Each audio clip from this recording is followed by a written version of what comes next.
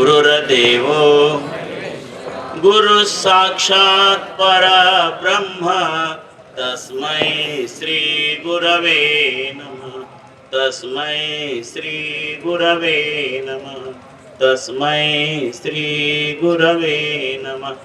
भारत माता की, गो माता की, अपने अपने माता पिता की हर हर जय श्री राम।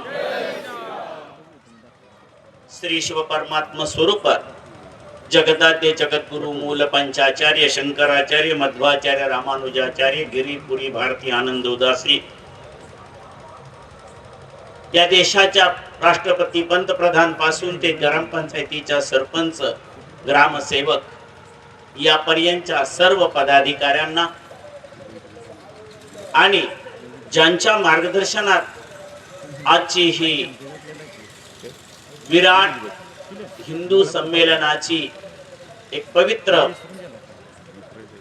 सभा संपन्न झाली, त्याचे मुख्य प्रचारक आणि आजचे मुख्य वक्ते माननीय केदारजी कुलकर्णी, या संमेलनाचे तालुका प्रमुख डॉक्टर अभिजित गिरीजी, या संमेलनाचे अध्यक्ष डॉक्टर पल्लव पोद्दार, या संमेलनातील महिला प्रतिनिधी आणि मार्गदर्शिका ॲडव्होकेट अनघा कुलकर्णीजी, या निमित्ताने वेगवेगळे प्रयोग केले, वेगवेगळे गीत गायन केलं, शाहिरी केली, असे सर्व आपणा सर्वांचं मानसिक बल वाढवण्यासाठी, आपल्या सर्वांना देशाबद्दलचं ब्रह्मबीज पेरण्यासाठी प्रयत्न करणारी ही सर्व मंडळी आपल्या बाजूला निवेदका पासून जो माईक आहे त्यापासून ते आता थोड्या वेळानंतर महाप्रसाद मिळणार आहे, या प्रत्येक गोष्टी आपल्यासाठी अत्यंत महत्त्वाच्या आहेत। आपण ज्या संस्कृतीबद्दल बोलतो आहोत, विराट हिंदू संमेलन असं म्हणतो। विराट याचा अर्थ निश्चितपणे विशाल आहे आणि आपण विराट आहोत, मात्र त्या विराट स्वरूपात श्री विष्णूचं एकच तोंड आहे, बाकीची वेगवेगळीच तोंड आहे। एकाचं अग्नीचं तोंड, एकाचं वायूचं तोंड आहे। तसंच कुणी बाजाराच्या तोंडात आहेत, कुणी रक्षण करण्यासाठी आमचे पोलीस अधिकारी आहेत, कुणी तिकडे खेळण्याच्या नादात आहेत, कुणी आणि वेगवेगळ्या प्रकारचं काम करतायत, कोणाच्या घरामध्ये मालिका पण चालू आहेत। प्रत्येक क्षेत्रामध्ये आपण गुंतलेलो आहोत। आपणा सर्वांना एक बनवण्यासाठी आजपर्यंत कुठलाच संस्कार राहिला नाही जो पूर्वी होता। उभा, मोठ्याने बोला, उभा एक। शिकला की नाही पूर्वीच्या काळी? आता तसं नाही शिकत। 1 2 3 आम्हाला पूर्वी सांगायचे उभा 1 आडवे 2। आता गाठीचे 3 शिकवले जातात आणि मग आतल्या गाठीचे होत चालले। त्यावेळेला बेलाची पानं 3 सांगितली जायची, पळसाची पानं 3 सांगितली जायची आणि बेलाच्या पानामुळे महादेवाची आठवण यायची आणि महादेव म्हटला तर आम्हाला मांडीवर बसलेली पार्वती गणपती दिसत नव्हता। महादेव म्हटलं की आकाशम लिंगमित्याहु पृथ्वी तस्य पीठिका लय सर्वभूतानां लयनात लिंगम उच्यते, ते दिसत होतं। आम्ही वेगवेगळ्या देवांची भक्ती करत असलो तरी आमची दशक्रिया जी आहे ती पिंडीने होते आणि ते पिंड आहे ते ब्रह्मांडात आहे आणि ब्रह्मांडात आहे ते पिंडांडात आहे, हे आम्हाला शिकवलं जात होतं। आणि म्हणून आम्हाला त्या काळामध्ये बेलाची पानं 3, यामध्ये सत्व रज आणि तम तिन्ही गुणाच्या लोकांनी एका देठाला राहिलं पाहिजे। त्या देठाचं नाव होतं धर्म आणि आचाराचं नाव होतं देश। आज आपण त्या धर्मालाही विसरलो, देशालाही विसरलो आणि सत्वगुणी कुठे आहेत, रजोगुणी कुठे आहेत आणि तमोगुणी कुठे आहेत याचाच अंत लागण्याचा झालेला आहे। जे सात्विक स्वर्गात राहत होते, जे राजस मृत्यूलोकात राहत होते आणि जे तामस पाताळात राहत होते, ते आता आपल्याला गल्लीगल्लीत बघायला मिळू लागलेले आहेत। आणि त्यामुळे आपल्याला या महादेवाचं तत्व आहे, त्याने आपल्याला अज्ञान आणि अहंकार या 2 गोष्टीचा हर करायला सांगितला। हर हर, हे 2 गेले तर महादेव, नाही तर नाही महादेव, लक्षात ठेवा। पण आज आपल्याला अज्ञानाने इतकं ग्रासलेलं आहे की काही लोक म्हणतात आम्ही तिथे येऊन बसेन पण भगवी टोपी घालणार नाही। काही लोक म्हणतात आम्ही लांबून ऐकतो महाराज, नंतर दर्शनाला तुमच्या येतो, पण तिथे काही नको का? नाही, ते RSS चा कार्यक्रम आहे. RSS याचा अर्थ आहे राष्ट्रीय स्वयंसेवक. राष्ट्रीय बाजूला केलं तर तुम्ही कुठे राहणार आहात? तुम्हाला अमेरिकेत स्थान नाही, जपान मध्ये विचारणार नाहीत, ऑस्ट्रेलियात विचारणार नाही, तर पाकिस्तान तर जवळ पण करणार नाही. ठीक आहे, आमचाच अर्धा हिस्सा बघा. एक देश आमचं जितके पैसे होते तितके 8 आणे त्यांना दिले ना 8 आणे आम्ही खातोय. आमच्या देशामध्ये जितकी धनसंपदा होती तेवढीच त्यांना दिली, आणि महाराष्ट्रापेक्षा कमी असलेला देश आज कंगाल झालेला आहे. तर दुसऱ्या बाजूला आपण लोक एवढ्या दृढतेने जगतो आहोत. सरकारने काही केलेलं नाही, केलंय ते राष्ट्रीय स्वयंसेवक संघाने केलेलं आहे. हे आपल्याला विसरता येणार नाही. त्या संघाने तुम्हाला सांगितलं तुमचा परिवार तुम्ही सांभाळा. त्या संघाने तुम्हाला सांगितलं तुमच्या मुलाला रोज देव, देश आणि धर्माचं प्रेम द्या. त्या संघाने तुम्हाला सांगितलं कसली अडचण आली तर आम्ही तुमच्या बरोबर आहे. तुमच्यासाठी कुठे बोर्ड लावला नाही, पण ज्या वेळेला या भागात सुद्धा महापूर आला त्यावेळेला पहिल्यांदा RSS चेच लोक आले होते आणि पुरात अडकलेल्या लोकांना बाजूला काढत होते. हिमालयामध्ये आलेली संकट आता भाषणामध्ये आपण ऐकलंच, पण त्याचबरोबर किल्लारी, सास्तूर या ठिकाणी सुद्धा पहिल्यांदा कोण आला असेल तर RSSच आलं होतं. हे तुम्हाला निश्चित माहित आहे. पाहिजे तर शरद पवारांना विचारणा, ते तुम्हाला सांगतील. तेव्हा ते मुख्यमंत्री होते. ज्या ज्या ठिकाणी देशावरती कुठल्याही प्रकारची संकट अडचण येते त्यावेळेला राष्ट्रीय स्वयंसेवकच लागतो, हे आपल्या लक्षात असलं पाहिजे.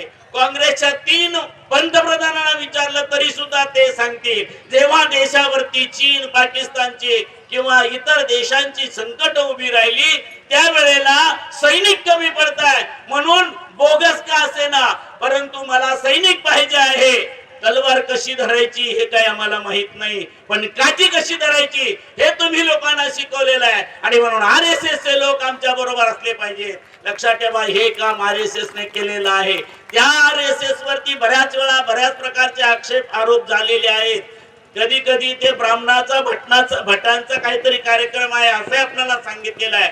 हरकत नाही आहे, पण जंगम, ब्राह्मण आणि गुरव या तिघांना कधी विसरायचं नाही. गुरव आहेत म्हणून आज आपले मंदिर आहेत, जंगम आहे म्हणून आपल्या अंत्येष्टी प्रक्रिया होत आहेत, आणि ब्राह्मण आहेत म्हणून मोठमोठी कर्मकांड आपली होत आहेत. नाही तर आपल्याला काहीच कळलं नसतं. पण या फक्त कर्मकांडाने, अंत्येष्टीने आणि मंदिराने आमचं सगळं काही चालतंय असं नाही आहे. आम्हाला विज्ञानाची सुद्धा आवश्यकता आहे, आणि ते विज्ञान देखील आम्हाला आमच्याच लोकांनी शिकवलेलं आहे, आमच्याच लोकांनी सांगितलेलं आहे. आणि ते सांगत असताना मी कुठल्या जात, कुळ, धर्म, पंथ, संप्रदायाचा नाही, तर मी भारतीय आहे ही भावना होती. मग त्याच्यामध्ये एक अब्दुल कलाम आपल्याला बघायला मिळतो, दुसऱ्या बाजूला छोटे मोठे कुंभार बघायला मिळतात, लोहार बघायला मिळतात, आणि वेगवेगळ्या गवळी असेल, इतर कुठल्या वेगवेगळ्या जाती कुळामध्ये जन्माला आलेली माणसं असतील, आणि आंबी सारखा नावेतून इकडे तिकडे जाणारा सामान्य समाज ज्याला आपण आजपर्यंत कधीच खिचकिंतीत धरलं नव्हतं, त्याने सुद्धा 22/7/2000 ला जेव्हा महापूर आला, किंवा जेव्हा 2 वेळ आपल्याला कोल्हापूर आणि सांगली जिल्ह्यामध्ये महापूर आला, त्यावेळेला लोकांना सांभाळण्यासाठी, जनावरांना सुद्धा सांभाळण्यासाठी या अंबी समाजाचं खूप मोठं योगदान लाभलेलं आहे. आणि या सगळ्यामध्ये कुणी ब्राह्मण आहेत, कुणी लिंगायत आहेत, कुणी मराठा आहेत, कुणी कुंभार आहेत, अनेक प्रकारचे लोक आहेत. कधीच आपण जात कुळ पाहिलेलं नाही. याच्या पुढे धर्माच्याही पलीकडे जाऊन आपण काही काम केल्याचं पाहायला मिळतं. पण किल्लारी, सास्तूर मध्ये जात असताना आम्हाला असं पाहायला मिळालं की आम्ही जेव्हा जात होतो तेव्हा सगळ्या गावाला काहीतरी किट देत होतो, आणि तिथेच काही ठराविक समाजाची लोक येत होती. या गावात मुसलमान किती आहेत, या गावात फलाने लोक किती आहेत, म्हणजे ख्रिस्ती आणि मुस्लिम काय आहेत का नाहीत, म्हटलं की गाडी पुढे जात होती. ती गाडी आम्ही अडवली आणि सास्तूर मध्ये त्या गाडीतलं सामान सगळं काढलं आणि सांगितलं तुम्हाला ज्या मुसलमानाला द्यायचं ही 4 मुसलमान आहेत, त्यांना द्या आणि बाकीचं साहित्य याच गावात तुम्ही वाटलं पाहिजे. एका जातीसाठी धर्मासाठी म्हणून अशा प्रकारचा प्रचार प्रसार करता येणार नाही. ज्या वेळेला हे सगळं केलं आणि ते तुम्ही करणार नसाल तर फलाण्या गावामध्ये आम्ही अमक्या लोकांना आमच्या RSS मध्ये यात्रा सगळ्या याद्या आहेत, लक्षात ठेवा. कुणाला काय दिलं सगळं हे आमच्याकडे आहे. या गावामध्ये आम्ही मुस्लिम समाजाला सुद्धा दिलेलं आहे, ते सगळं आम्ही परत घेऊ. ज्या वेळेला तसं सांगितलं त्यावेळेला किल्लारीच्या भूकंपाच्या वेळेला जी काही मुस्लिम संघटनेकडून मदत आली होती ती मात्र त्या गावात जिथे मुस्लिम आहेत, ठीक आहे, ज्या गावात मुसलमान आहेत त्या गावात तुम्ही देणार नाही म्हटलं तर राहू दे, पण मुसलमान 4 आहेत आणि 10 हिंदूंना तुम्ही देणार नाही हे अजिबात चालणार नाही असा हट्ट धरणारे एक महाराज म्हणून आमच्याकडे तुम्ही पाहू शकता. त्यावेळेला आम्हाला औषधाच्या वीरशैव लिंगायत समाजाने सुद्धा गाडी दिली होती आणि अनेक वस्तू घेऊन आणि दिल्लीवरून जिथे कुठे RSS ची कार्यालय आहेत त्या प्रत्येक कार्यालयातून फोन येत होता. अगदी जेव्हा आमच्या सांगली आणि कोल्हापूर जिल्ह्यामधला पूर आला त्यावेळेला कोकणामध्ये सुद्धा 20, 21, 22 ही 2-3 वर्ष आपल्याला अशीच गेलेली आहेत अडचणीची. त्या काळामध्ये सुद्धा वेगवेगळ्या ठिकाणावरून आम्हाला फोन यायचे, महाराज अमुक गावामध्ये आपली गाडी जाणार आहे, कुणाकडे जायचं, कुणाला जवळ द्यायचं, कारण द्यायचं सुद्धा महत्वाचं आहे. त्या गावातल्या व्यक्तीने सर्वांना दिलं पाहिजे. आपण जी काही वस्तू देतो ती सर्वत्र दिली गेली पाहिजे. नाहीतर आपल्याला माहित आहे किल्लारी मधले तंबू 23 साली पुन्हा सुद्धा बाहेर पडले होते, तसेच पडून होते, त्याला घड्या पडल्या आणि कुजून नासून गेलेले आहेत. आमच्या मातृवर्ग सुद्धा ठेवणीची साडी म्हणून रेशमी साडी वापरतच नाहीत आणि जेव्हा 4-6 वर्षांनी वापरायला काढतात तेव्हा त्यांच्या लक्षात येतं आता ह्याचं काम फक्त नॅपकिन रुमालच आहे, साडी काय वापरता येत नाही. आपण लक्षात ठेवलं पाहिजे अशा प्रकारची अनेक छोटी मोठी काम आहेत जी या RSS च्या माध्यमातून आपण पाहिलेली आहेत. आणि म्हणून RSS ही कुठल्या तरी वेगळ्या विचाराची धरणा नाही आहे किंवा अशी संघटना नाही आहे. या संघटनेचा हेतू एकच आहे, या देशात भिन्नतेत या भिन्न आज गाव आरती लक्ष हस्त लक्ष पाद हृदय एक भारती. तुम्ही कुठल्याही जातीचे असा पण तुम्ही भारतीय असला पाहिजे, भारताचा विचार असला पाहिजे. भारताविरुद्ध शब्द काढणारा ब्राह्मण असला तरी त्याला फासावर चढवला पाहिजे असं म्हणणारे आम्ही लोक आहोत. आणि जर तिथे ख्रिस्ती असेल, मुस्लिम असेल, कुणी असेल आणि तो भारत मातेच्यासाठी काम करत असेल तर मात्र तो आम्हाला पूज्य वंद्य आहे, त्याला मी जवळ केलेला आहे अनेक लोक. पण तरी सुद्धा दुर्दैवाने आपल्याला असं पाहायला मिळतं की कुठल्याही काजी मौलवी किंवा पोप पाद्री यांनी अशा प्रकारचं सहकार्य दाखवलं नाही. आम्ही सर्व धर्म संमेलनाचं आयोजन करत असे तेव्हा आम्हाला सगळे लोक बघायला मिळायचे, परंतु ते लोक मात्र ख्रिस्ती आणि मुस्लिम हे मात्र कसं टाळता येईल तशा प्रकारे टाळण्याचाच कायमस्वरूपी प्रयत्न करत गेले. पण आमच्यामध्ये अनेक लोक आले. या विश्व हिंदू संमेलनाचं आयोजन करण्यामध्ये आपणाला बुद्ध समाजाने सुद्धा चांगलं सहकार्य केलं, जैन समाजाने सुद्धा चांगलं सहकार्य केलं. त्यांचे गुरु महाराज चालत जाणार म्हटलं कुठे वाहनात वगैरे येत नसल्यामुळे मग कुणीतरी प्रतिनिधी कागदावर त्यांनी काहीतरी एखादा बोध द्यायचे आणि समाजाच्या संघटनेसाठी राष्ट्रीय हितासाठी प्रयत्न करायचे. आपल्या सगळ्यांना ओम शांती माहित आहे. या संघटनेचं सुद्धा काम अशाच पद्धतीचं आहे. ज्याप्रमाणे RSS कुठल्याही प्रकारे सरकारची सवलत घेत नाही, सरकारची मदत घेत नाही, पण तुम्हालाच प्रेरणा देते आणि तुमच्यातून येणाऱ्या 2 पैशातून 1 पैसा देशासाठी आणि 1 पैसा गरीब कार्यकर्ते वगैरे आहेत यांच्यासाठी वापरते. ओम शांतीचंही तशाच प्रकारचं कार्य आहे. त्याच पद्धतीने तुम्ही कोणत्याही क्षेत्रातले असा, वारकरी असू देत, आणखी कितीतरी आमच्यात गिरीपुरी, भारतीय, आनंद, उदासी, वीरशैवामध्ये सुद्धा बसवेश्वर आदी पंचाचार्य आपल्यात वादीच जास्त भरपूर आहे. फाटे कसे फोडायचे आपल्याला माहित आहे आणि 1984 साली आपली फाळणी झालेली आहे. 2 पोर असतील तर 2 तुकडे करा, 4 पोर असतील तर 4 तुकडे करा. आता अजून नवीन त्याच्यात भर पडली की बायकोचा 1 तुकडा, नवऱ्याचा 1 तुकडा, पोराचा 1 तुकडा, सुनेचा 1 तुकडा, तुम्ही कधीच एकत्र यायचं नाही अशी व्यवस्था आहे. आणि त्या विरुद्ध 5 बायका 7 पोरं तरी नवऱ्याच्याच नावावर सगळी इस्टेट, ही परिस्थिती याच देशात आहे. ही सगळ्यात वाईट अवस्था आहे. म्हणून या देशातला न्याय एक असला पाहिजे, या देशातली नीती एक असली पाहिजे आणि या देशाची संस्कृती एक असली पाहिजे. तुम्ही तुमच्या पूजा अर्चा जप तप ध्यान वेगळं करा, पण मी भारतीय आहे ही भावना आपल्या प्रत्येकाच्या मनामध्ये आली पाहिजे. केवळ 11 वाजता महात्मा गांधीजींची जयंती किंवा पुण्यतिथी आहे म्हणून वंदे मातरम म्हणू नका. रोज 11 वाजता वंदे मातरम म्हणायला सुरुवात करा.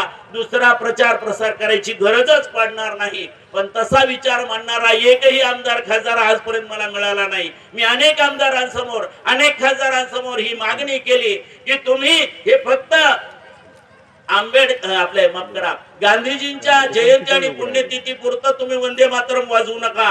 रोज ती पद्धती सुरू ठेवा. आपोआपच आमच्यामध्ये देशभक्ती वाढेल. कुठेतरी एखादा कार्यक्रम असेल तर त्या कार्यक्रमापुरतच मदतीला जायचं ही पद्धती ठेवू नका. रोज जशी पूर्वी आमच्याकडे पद्धती होती रविवार सोमवार आणि मंगळवार यापैकी कुठला तरी वार प्रत्येक गावाचा ठरलेला आहे. म्हणजे महादेव खंडोबा वगैरे जे देव आहेत त्यानुसार किंवा देवी आहे त्यानुसार आणि शनिवार या पद्धतीने गावात मारुती आहे तर शनिवारी गावात सेवा करायची. रस्ते व्यवस्थित करायचे नाले पानंदे व्यवस्थित करायच्या विहिरी स्वच्छ करायच्या. अजूनही कोकणामध्ये आपण ही परंपरा पाहतो पण आपल्याकडे मात्र ही परंपरा पूर्णतः बंद पडल्याचं चित्र आपण पाहतोय. आणि आपल्या चांगल्या चांगल्या विहिरी नष्ट झाल्या नाले नष्ट झाले. गंगा प्रत्येक ठिकाणच्या पाण्याला आम्ही गंगा म्हणत होतो आज आम्ही तिला गटार गंगा केलेली आहे. आमच्या घरातला मलमूत्र त्या नदीमध्ये जाऊ लागलेला आहे. आमचे पूर्वज मात्र विहिरी जवळ नदी जवळ नाल्याजवळ चपला सुद्धा घालत नव्हते. हातात घेऊन बाजूला न्यायचे आणि मग तिकडे जायचे. जिथे आम्ही पादत्राण म्हणजे मृत जनावराचं चमड्याचं ते चप्पल आहे म्हणून तिथे जाऊ देत नव्हतो. आणि आज आम्ही तिथेच मलमूत्र काय काय नको त्या वस्तू सगळ्या त्या नदीमध्ये सोडतोय नाल्यामध्ये सोडतोय ओढ्यामध्ये सोडतोय. आम्हीच आमच्या हाताने नुकसान करून घेतोय. इकडे लक्ष नाहीये. आम्ही गाईला पवित्र मानत होतो त्या गाईला सुद्धा आमची गाई शुद्ध गाई होती. त्या गाईच्या लेकराचं नाव नंदी आणि नंदी लेकीचं नाव नंदिनी होतं. नंदिनीमुळे सर्वांना आनंद मिळत होता. नंदीमुळे सगळ्यांना सुख मिळत होतं अध्यात्म मिळत होतं. नंदीकडूनच सगळ्यांना ज्ञान झालं की तुम्ही 2 वेळ भजन आणि 1 वेळ भोजन करा. नंदीने उलट सांगितलं 2 वेळ भोजन आणि 1 वेळ भजन. त्यामुळे त्याला सांगितलं आता दुसऱ्या भोजनाची व्यवस्था करण्याकरता तू बैल होऊन त्यांच्याकडे जा. नंदीला एवढा मोठा त्रास दिला. आज त्या नंदीला आम्ही त्रास द्यायला सुरुवात केली आणि म्हणून आपण दुःखी आहोत. सगळे शेतकरी या दृष्टीने दुःखी आहेत. आम्ही जिला पवित्र गाय म्हणत होतो त्या गायीला 2 लिटर दूध देते तिला 10 लिटर द्यायला लावण्यासाठी म्हणून मग श्वान आणि शुकराचं बीज त्याच्यामध्ये घातलं आणि मग त्या श्वानाच्या आणि शुकराच्या बीजातून निर्माण झालेलं दूध पिणारी आमची लेकरं सुद्धा श्वान शुकरासारखीच करायला लागलेली आहेत. त्यांना आई कळत नाही बाप कळत नाही भाऊ कळत नाही धर्म कळत नाही जात कळत नाही देश कळत नाही. ही परिस्थिती निर्माण झालेली आहे. कारण कुत्र्याला आणि डुकरांना त्यातलं काहीच कळत नाही आणि त्यांच्याच बीजातून निर्माण झालेल्या जर्सी नावाच्या गाईचं दूध आपण पितो आहोत म्हटल्यानंतर आपल्याला सुद्धा देशाबद्दल प्रेम राहणार नाही. देशी गाईचं रक्षण करणं ही सुद्धा आमची सर्वांची जबाबदारी आहे. उत्तम बीजाची शेताची सुद्धा सुंदर सोय आपल्याकडे झाली पाहिजे. आम्हाला रासायनिक खतं दिली आणि त्याचा परिणाम असा झालेला आहे की योगी असू दे की छोटं लहान मूल असू दे या प्रत्येकाला शर्करा म्हणजे मधुमेह किंवा त्याला काय म्हणता तुम्ही शुगर झालेला आहे. रक्तदाब कमी जास्त होताना दिसतोय. या सगळ्या गोष्टीला कारणीभूत काय असेल तर आमची धरणी आम्ही अपवित्र केलेली आहे. आम्हाला पुन्हा एकदा त्या दिशेने जाण्याची अत्यंत आवश्यकता आहे. आताच्या सरकारच्या डोक्यात हे बसलेलं आहे आणि म्हणून त्यांनी देशी गायीचं संवर्धन व्हावं गोवंश वाढावा यासाठी प्रयत्न करतायत. प्रत्येक घरात एक गाय असेल तर कुणालाच काही कमी पडणार नाही. कायम लक्षात ठेवलं पाहिजे. जननी जन्मभूमीश्च स्वर्गादपि गरीयसे. मधला एक काळ आला की आपल्याला आई वडिलांसाठी वृद्धाश्रम निर्माण करण्याची वेळ आली. आता तसं करू नका. आई वडिलांची सेवा करा. तुमचं कुटुंब स्वास्थ्य व्यवस्थित राहील. तुम्ही गायीच्या आणि धरणीची सेवा करा. तुमचं बल स्वास्थ्य व्यवस्थित राहील. तुम्हाला धनसंपदा आणि अन्न संपदा चांगल्या पद्धतीची मिळेल. आणि सगळ्यात महत्वाचं कलौ शक्ती संघ. तुम्ही संघटित राहा. कलियुगामध्ये तुम्ही संघटित राहिलात तर मात्र जसं एक काठी मोडून जाते अनेक काट्या एकत्र आल्या तर तिला कोणी मोडू शकत नाही. तसं आपण सर्वांनी जितके जितके म्हणून भस्म गंध आबीर बुक्का कुंकू भंडारा गुलाल काय लावाच ते लावा, लावतो तो माझा एवढा भाव ठेवून तुम्ही एकत्रित राहा, तुम्हाला काहीच कमी पडणार नाही. ही अवस्था आपण सर्वांनी लक्षात ठेवली पाहिजे. आज आम्हाला पोलिसाची गरज पडते, आज आम्हाला सैनिकांची गरज पडते. ही कशासाठी आहे तर आपला एकमेकाबद्दल दुर्भाव निर्माण झालेला आहे, परस्पराबद्दल प्रेम आपल्यामध्ये राहिलेलं नाही, म्हणून ही अवस्था होताना दिसत आहे. आज संपूर्ण जगामध्ये अनेक लोकांना असं वाटू लागलेलं आहे की खऱ्या अर्थाने भारतीय संस्कृती ही वसुदैव कुटुंबकम आहे आणि तीच आवश्यक आहे, तिचाच विचार केला पाहिजे. अनेक लोक एकमेकाबरोबर लढतायत, युद्ध करतायत, पण युद्ध करताना रात्री झोपते वेळी किंवा बॉम्ब टाकण्यापूर्वी भारताच्या पंतप्रधानाला विचारूया काय करायला पाहिजे, अशी बुद्धी त्यांना होते आहे. याचा अर्थ आपण लक्षात ठेवला पाहिजे की आमच्या राजाचं, आमच्या रयतेचं आणि आमच्या देशाचं एक चांगलं नातं होतं जे ईश्वराने निर्माण केलेलं होतं. ती ईश्वरी शक्ती आपल्या देशात कायम राहावी असं वाटत असेल तर आपणाला पहिल्यांदा धर्माप्रमाणे राहिलं पाहिजे. आणि म्हणून आम्हाला गायीचे पाय चार सांगितले होते, आता आपण टेबलाचे पाय शिकलेलो आहोत, खुर्चीचे पाय. आणि या खुर्चीच्या पायात आपण कुणाला जवळ येऊच देत नाही अशी परिस्थिती आहे. एकेकाने 27 वेळ आमदारकी केली आणि तितके 50-50-50 मिळून किती कोटी रुपये एकाच्याच घरात जात आहेत आपणालाच पत्ता नाहीये. आणि त्यांनी मुक्ततेची शपथ घेतलेली आहे. एकदा आमदार झालं की 50,000 पेन्शन मिळते आणि दोनदा झालं की त्याच्या दुप्पट, तीनदा झालं की तिप्पट, चौपट, अशा प्रकारे एकाच घरात मिळते. आणि मग तोच तुम्हाला 100, 200, 500 देतो, तुम्ही तिथंच शिक्का मारता. अशा पद्धतीने आपला राजा कालस्य कारणम, राजा दुष्कालस्य कारणम अशी परिस्थिती निर्माण झालेली आहे. आपणाला योग्य राजा निवडता आला पाहिजे, आपणाला योग्य संस्कृती सांभाळता आली पाहिजे आणि प्रत्येकाच्या घरात जप तप पूजा झालंच पाहिजे, हे कायम लक्षात ठेवलं पाहिजे. जर तुम्ही घरामध्ये 5 मिनिटं का असेना सर्वांनी मिळून कुठलाही देव तुम्हाला आवडू दे, ज्या देवाची तुमची भक्ती आहे, कारण तुमच्या घराण्याने ठरवलेलं आहे तुमचा कुठला तरी देव आहे, आमची कुलदेवता आणि कुलदैवत हे ठरलेलं आहे. तसं वीरशैवांमध्ये कुलगुरु पण ठरलेले आहे, तसं तुमचेही आहे. ज्या ऋषीमुनीचं नाव तुम्ही घेता ते तुमचे गुरुच आहेत आणि त्यांचा सुद्धा आपल्या घरात उल्लेख झाला पाहिजे. आपण आई वडिलांना विसरलो, गुरुला विसरलो, पर्यायाने त्यांनी आपल्याला देव सांगणार होते, देवाला विसरलो. लक्षात ठेवा, आता देशाला पण विसरलो आपण.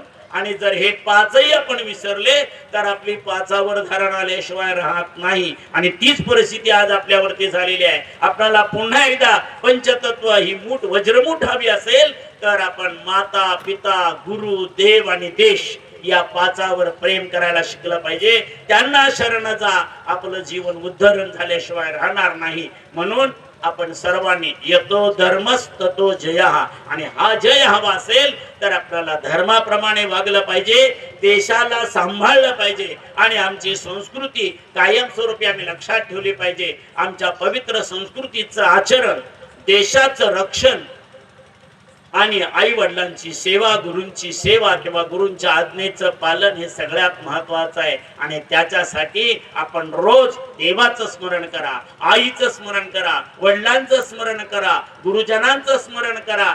जे चांगले विचार देणारे होऊन गेले, छत्रपती शिवाजी महाराज असतील किंवा अनेक लोक होऊन गेलेत. एकाचं नाव घेणं कठीण आहे, वेळ कमी आहे, मला 10 मिनिटं सांगितले बोलायला, आता 11 मिनिटं झाली. तेव्हा आपल्या सर्वांनाच आपल्या आराध्यावर अत्यंत निष्ठेने स्मरण केलं पाहिजे. करा स्मरण, होईल दर्शन. तुम्हाला पवित्र देश बघायचा असेल तर तुम्ही देशाचं स्मरण करा. रोज मला एक झाड लावायचं आहे, रोज मला एका गरीबाला शिकवायचं आहे, रोज मला एका घरातल्या कुटुंबात जे काही नवरा बायकोचं भांडण आहे ते मिटवायचं आहे, रोज मला कुठल्या ना कुठल्या जाती धर्माचे दंगे धोपे चाललेले आहेत त्यांना शांत करायचं आहे, असा संकल्प करा. आणि तो आपल्या घरापासून करा. आपल्या घराची सुधारणा झाली की गल्ली सुधारणार नाही. गल्लीतून गाव, गावातून तालुका, तालुक्यातून जिल्हा, जिल्ह्यातून राज्य, राज्यातून राष्ट्र आणि राष्ट्रातून संपूर्ण विश्व शांत झाल्याशिवाय राहणार नाही. फक्त ते करण्याकरता आपण आरंभ करण्याची आवश्यकता आहे.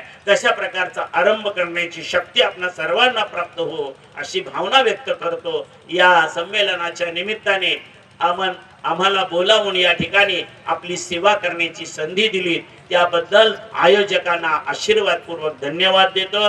या वक्त्यांनी सुद्धा आपल्याला उत्तम अशा प्रकारचं मार्गदर्शन केलं. तसंच मार्गदर्शन ठिकठिकाणी व्हावं अशा प्रकारची भावना व्यक्त करतो. जवळजवळ गुढी पाडव्यापर्यंत हे कार्यक्रम मलाच 5-6 ठिकाणी निमंत्रण आहेत. अनेक महाराज लोक वेगवेगळ्या ठिकाणी जाणार आहेत. तुम्हाला तुमच्या सासरी माहेरी सासूरवाडीत आजोळी पंजोळी कुठे जिथे कार्यक्रम आहे समजेल तिथे तुम्ही सर्वांना संघटित करा. आणि याच वेळेला असा कार्यक्रम जर ठरलेला असेल तर आपण सगळे हिंदू आहोत, तरी सुद्धा कुणीतरी खेळाच्या स्पर्धा इतर कुठल्या तरी स्पर्धा हे कार्यक्रम आपण करता कामा नये. कदाचित तुम्हाला या कार्यक्रमात सहभागी व्हायचं नसेल तर राहू दे, पण या कार्यक्रमाला दुसरा कार्यक्रम करून आपण देशद्रोह आणि धर्मद्रोह तरी करू नये ही काळजी आपण सर्वांनी घेतली तर निश्चितच आपल्या सर्वांचं कल्याण होणार आहे. तशा प्रकारचे कल्याण करून घेण्याची शक्ती सन्मती दयाघन पार्वती परमेश्वर सद्गुरु धारेश्वर आणि आपापल्या कुलदैवत कुलदेवतेने द्यावे, आपल्या पितरांनी द्यावी अशी भावना व्यक्त करतो. आणि हे वाक्पुष्प भारत माते चरणी समर्पित करतो. ओम शांती शांती शांती. भारत माता की गो माता की अपने अपने माता पिता की हर हर जय श्री राम. जय श्री राम. धन्यवाद महाराज. हिंदवा सोदरा.